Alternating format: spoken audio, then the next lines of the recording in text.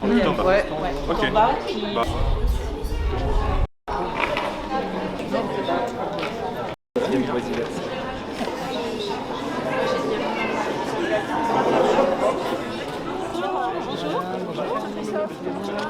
D'accord, on essaie.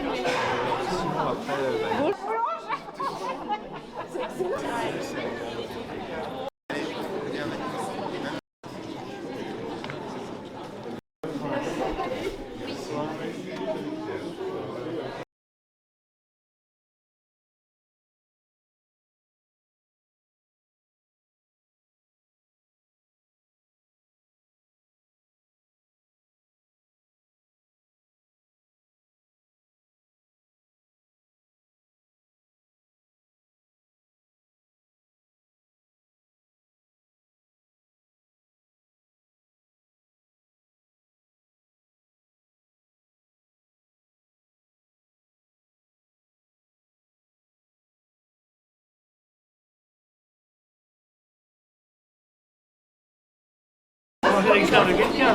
C'est lui. Si je vois le témoignage qu'on fait le soir, et donc lui, c'est mon confort, ça permet de parler, de retour.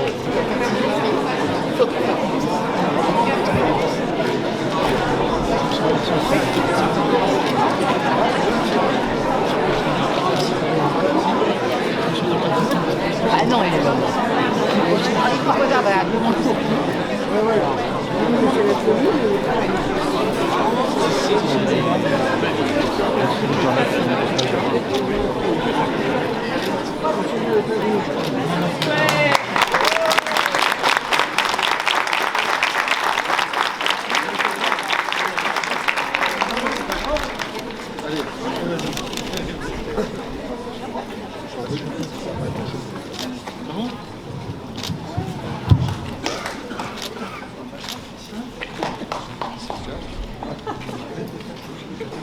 Merci beaucoup. Merci énormément.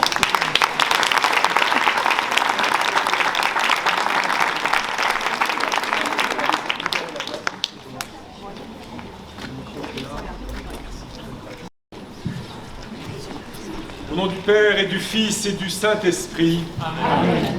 La paix soit avec vous. Donc que la paix du Seigneur soit avec vous tous en ce soir, en ce début de soir, où nous inaugurons ce nouveau lycée, en tout cas ces nouveaux bâtiments. Puisse la paix du Seigneur habiter ces lieux pour que ces lieux soient pour chacun de ceux qui vont venir y travailler, y étudier, pour ceux dont c'est le lieu professionnel, y trouvent de la paix.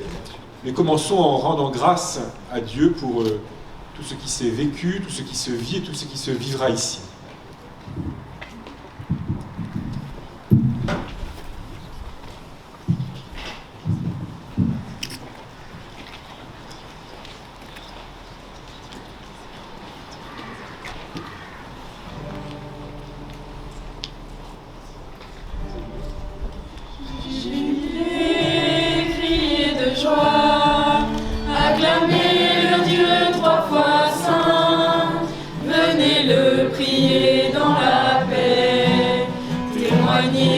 De son amour, jubilé, crier de joie pour Dieu, notre Dieu.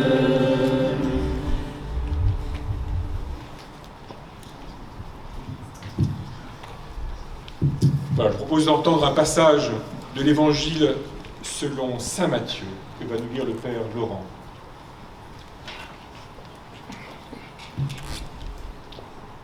Jésus disait à ses disciples, « Vous êtes le sel de la terre.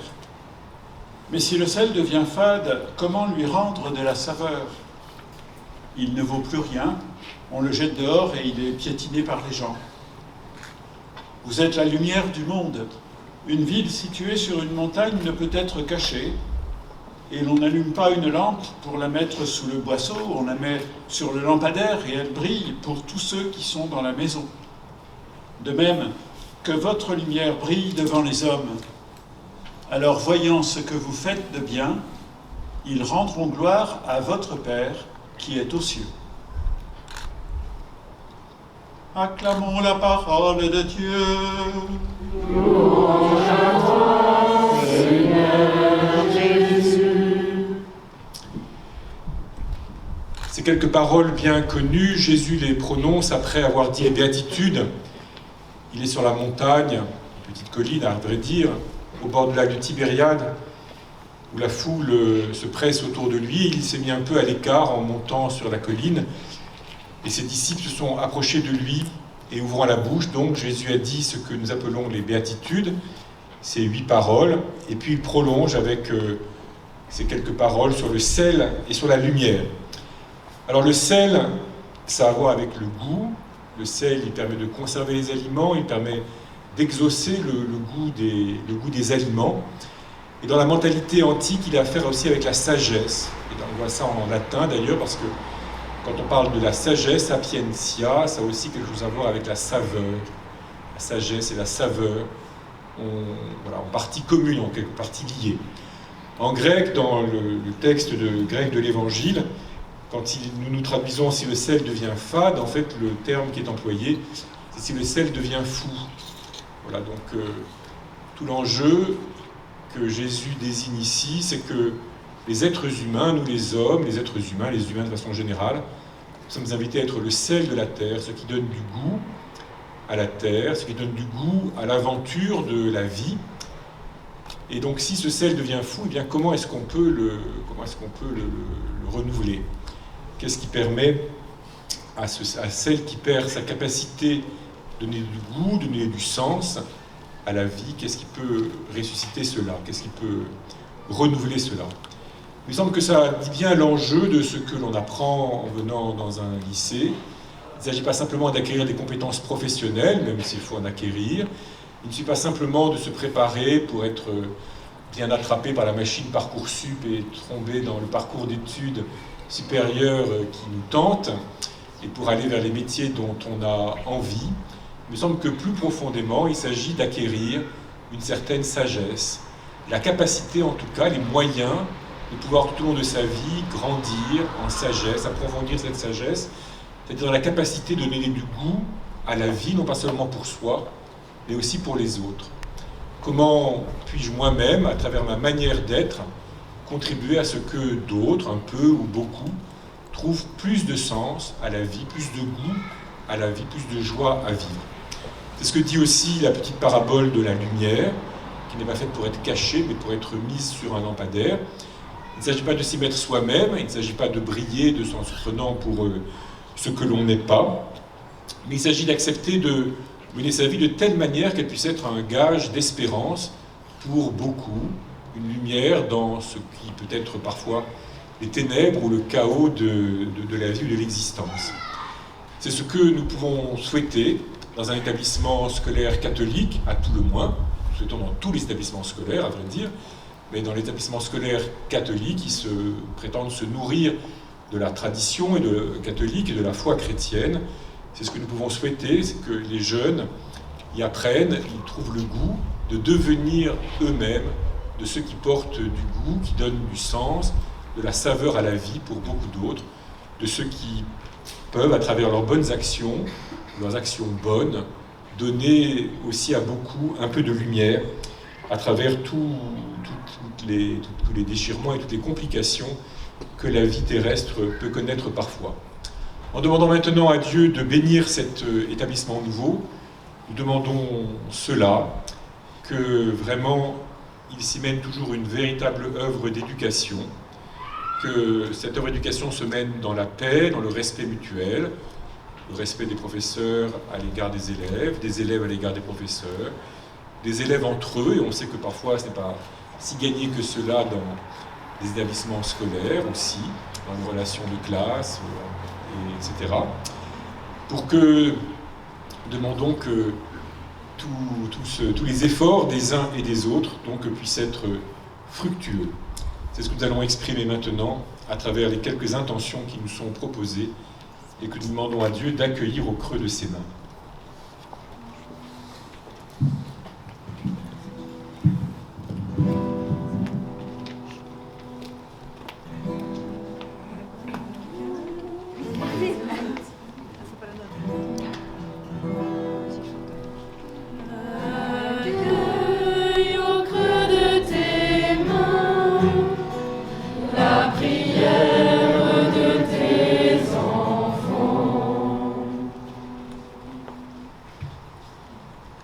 Toi qui nous aimes au point de faire de nous tes enfants, apprends-nous à retirer de nos études un sens plus clair de notre vocation. Accueille au creux de tes mains la prière de tes enfants. Toi qui nous donnes dans le Christ le modèle de l'homme nouveau, apprends-nous à profiter des sciences humaines, tout en progressant dans la connaissance de ta sagesse.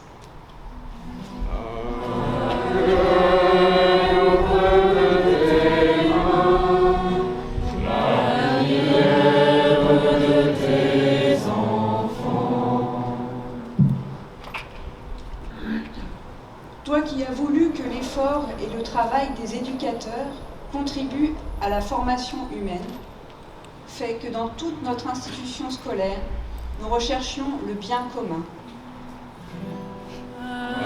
Accueille au creux de tes mains la prière de tes enfants. Toi qui es l'auteur et le garant de la dignité de l'homme, permets que, partout sur la terre, tous bénéficient d'une saine éducation. Accueille au creux de tes mains la prière de tes enfants. Et comme Jésus, dans tout le temps de sa vie cachée à Nazareth, l'a fait si souvent, lui qui, sans doute, sans aucun doute même, se tournait vers le Père, en nous appuyant sur l'intercession du pape Saint Jean XXIII, tous ensemble nous osons dire notre Père. Qui es aux cieux, que ton nom soit sanctifié, que ton règne vienne, que ta volonté soit faite sur la terre comme au ciel. Donne-nous aujourd'hui notre pain de ce jour. Pardonne-nous nos offenses, comme nous pardonnons aussi à ceux qui nous ont offensés. Et ne nous laisse pas entrer en tentation, mais délivre-nous du mal. Tu es béni, Seigneur, Dieu Tout-Puissant, toi dont la sagesse a créé l'univers, toi qui as doté l'homme d'intelligence pour qu'il puisse connaître la vérité. Nous te prions en bénissant cette école, qu'elle soit vouée à l'éducation des jeunes, au progrès de la connaissance des sciences et des lettres, qu'elle soit un lieu où les maîtres comme les élèves s'instruiront de ta parole de vérité et s'appliqueront à faire de la foi chrétienne la règle de leur vie, en se mettant de tout leur cœur à l'école du seul Maître, le Christ, lui qui règne avec toi pour les siècles des siècles. Amen.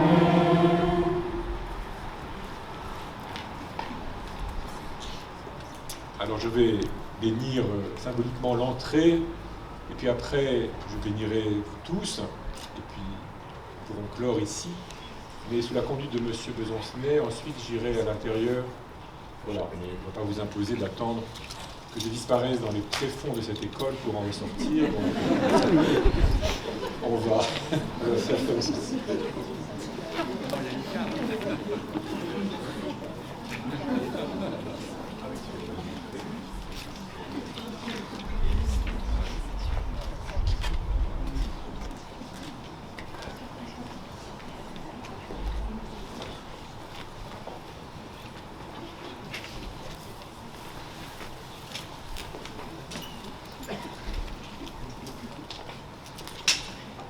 Que Dieu, source de toute connaissance, vous montre ses chemins. Amen. Que le Christ, sagesse éternelle, vous enseigne toute vérité. Amen. Que l'Esprit Saint, lumière bienheureuse, éclaire toujours vos intelligences. Amen. Et que la bénédiction de Dieu Tout-Puissant, le Père et le Fils et le Saint-Esprit descendent sur vous et y demeurent toujours. Amen. Confions cette école à l'intercession de la Vierge Marie. permet ici d'évoquer encore la figure du père Claude Hubert, qui, je crois, a marqué beaucoup de générations dans ceux qui étaient présents. Nous pouvons penser à toutes les sœurs aussi, tous les prêtres qui se sont dévoués ici. Et prier aussi pour les adjoints pastorales scolaires qui ont pris le relais. On a confié aussi le père Jean-Pierre Laurent, qui est le prêtre référent de cet établissement. Qu'à l'intercession de la Vierge Marie, par la bénédiction de Dieu, surtout encore une fois, cette école soit vraiment un lieu de paix et de croissance pour tous. Je vous salue Marie, pleine de grâce, le Seigneur est avec vous. Vous êtes bénie entre toutes les femmes, et Jésus, le fruit de vos entrailles, est béni. Sainte Marie, Mère de Dieu, priez pour nous pauvres pécheurs, maintenant et à l'heure de notre mort. Bénissons le Seigneur, nous rendons grâce à Dieu. Bonne soirée à tous et bonne fin de semestre aux études. Et on chante encore primaire. Alors chantez. Le Seigneur est ma lumière et mon salut. De qui aurais-je crainte? Le Seigneur est le rempart de ma vie, devant qui tremble.